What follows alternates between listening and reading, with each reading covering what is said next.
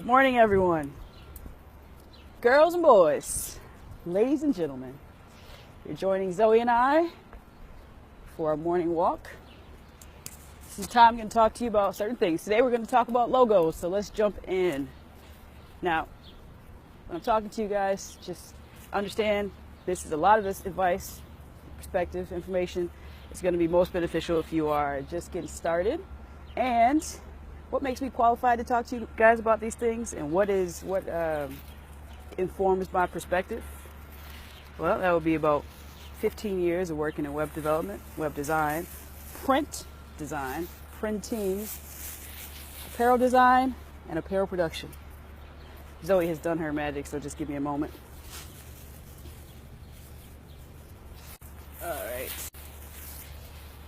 So this perspective is going to be informed by nice outfit. This perspective is going to be informed by those things. So that's very important. That level of experience is very important when you're talking logos, because oftentimes when you're designing a logo, it's a pretty proud moment, because it's like, wow, this is my thing. I had this idea in my head. And most times you guys aren't designers or implementers for that matter. So you're not going to consider plenty of things. You're going to think about what's pretty, or what, like over the years, stuff that stuck out to you. But let's talk about things in a logo that you guys should consider. Biggest piece is implementation. How are you going to be using this logo? One thing that people don't consider when they're designing a logo is that you have to scale this thing up and you have to scale this thing down. And that matters. Because sometimes we'll put a significant amount of detail, make things pretty interesting. I don't know how to say that word. Let's say very detailed. That one that starts with the I, though. So you'll get into doing gradients. If you're not familiar with what a gradient is, do some homework. Look that up. But while a gradient will work okay if you're printing it in 4-color on a business card, it won't really come across, the detail of the gradient won't really come across, because your logo is going to be about 1 centimeter in height, maybe 2 centimeters in width. That's really, really small. When you're designing it, you're not necessarily designing, your designer's probably not mocking this up on several different things: a t-shirt, business card, a billboard, a brochure, a website, a postcard. But your logo is going to be used in all these places, right? You may get into doing it on koozies or cans, or if you're in the industrial side of things, spray bottles and products, and there's a whole bunch of uses for your logo that when you're first designing it, you're not considering. But you want to consider these things, because the worst thing will be a few things happens over the evolution of a business. You work with this designer, you get this logo, and then say 6 months down the road, you're using it for something else and the logo no longer works, but the designer no longer works either. So now you're stuck with trying to find somebody else to redesign your logo to use on something else, right? When in the beginning, if you consider these things, which is why I'm trying to help you guys see down the road a little bit, then that designer could have given you the things that you need. Because designers don't often think of these things either. Sometimes they're just carrying out what you ask of them. They shouldn't, but they will. So the other things to consider with a logo is sometimes we get into putting too much information, text, words into logos. Now that also isn't good when you think about scaling it down.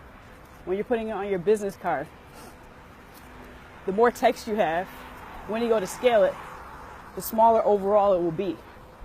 That's just the way scaling works, that it all has to be uniform.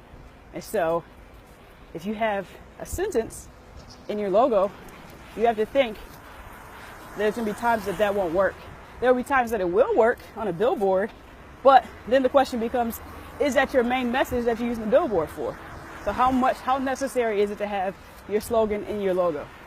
The other thing is, with the detail, whether it's a gradient, whether it's lines, whatever, the detail is going to be lost in plenty of things.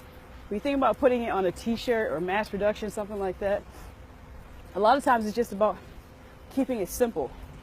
So you have an icon, right? Maybe it's like for Nike. As soon as I say Nike, you know what the icon is, or Adidas, or even, for example, how you doing this morning? Good, how are you? Good. So I'm walking past the City of Rochester truck, and that's the City of Rochester icon. That could stand alone, and people would know that it means City of Rochester. Have a good day. So, that's an icon. Are you creating an icon, or are you creating a logo? Now, for some, a logo is going to have all this text wrapped around it. Like that City of Rochester icon, there's a version of it that has City of Rochester kind of embedded around the edges of it.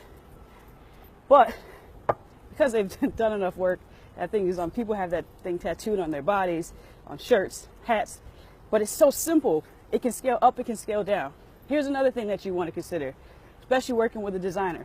You want to make sure, we're talking about scaling up and down, that your logo is designed in vector format.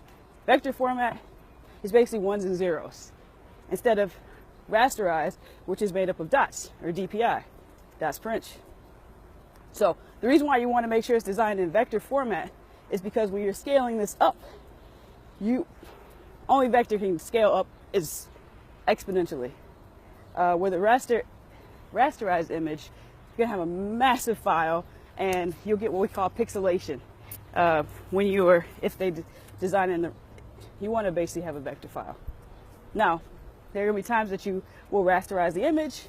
Gradients, that's going to be a time that it's going to be a rasterized image. There are some programs that will allow for you to do gradient and vector. They don't do them as well as rasterized programs. So that's why I like to stay away from vector stay away from gradients. Because once you get to putting this on your website, you're talking 200 pixels tall by maybe 400 pixels. Is really, really small. That detail that you're spending a significant amount of time investing in, making sure it looks perfect on this paper, is not going to translate like that to your website. Good morning, how you doing? So you want to be mindful of these things. When it comes to a logo, when it comes to an icon, the most important thing really is to keep it simple, because believe it or not, all the time you're investing into this logo, you are going to loop back in the evolution of your business, and you're going to change it. So don't get caught up in the details with your logo. Be mindful of the things that you have to consider, of making it larger, making it smaller. I'm going to show you guys something in a second here. Now your logo doesn't have to be, it can be text. Text is oftentimes the best way to go, because the name of your business is not going to change, potentially. And that's really the thing that matters the most. So, a thing like City of Rochester, it matters for them to have an icon, something for people to be proud of, or tattoo on their body. Kind of weird to write City of Rochester on your arm. I'm sure people have done it. But when you're talking about scaling these things, I'm going to show you guys something that you guys can see it. All right. Can you guys see that? Let me be still for a second. Cisco, we'll get closer.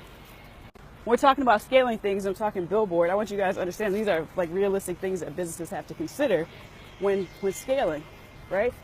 Because, this is going to be a perfect example. That's why we go for walks when we talk about this. So you guys can get real life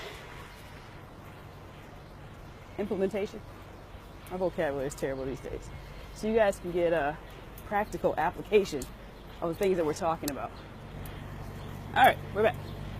So we're talking about logo and why you need to make sure it's good in every size. So here's an example of, so see, this logo is about as tall as I am. All right, there we go. Cisco. And it works. You can see it very clearly. Good things come from Cisco. Not too many words, so when they scaled it, it's visible at a huge level. Now, this is still pretty large. This is not a business card, but see how much smaller it is. You're still able to read. Good things come from Cisco. So when they scaled down good things come from in Cisco, it was still able to be pretty uniform, and you can still read it. And then there's another size up on top there. But see how they're able to use this logo in 3 different sizes without having any problems when they went to scale it. Okay? And if you saw the colors in there, they kept that very simple, because that's another thing. When you go to put this on something like a t-shirt where you have to, good morning, put it into single color use, they would still be able to do that and keep the integrity of their logo. Or because they only use 2 colors, they could use both of their colors and not pay a significant amount of money.